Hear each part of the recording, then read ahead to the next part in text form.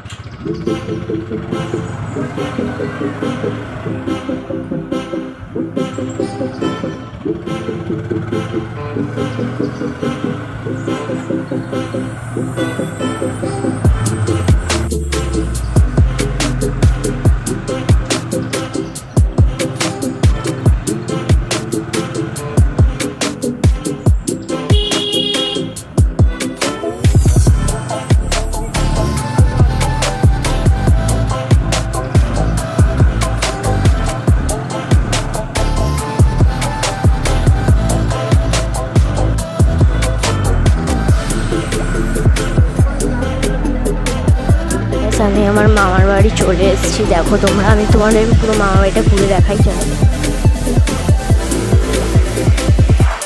ওটা হচ্ছে আমার দিদার ঘর।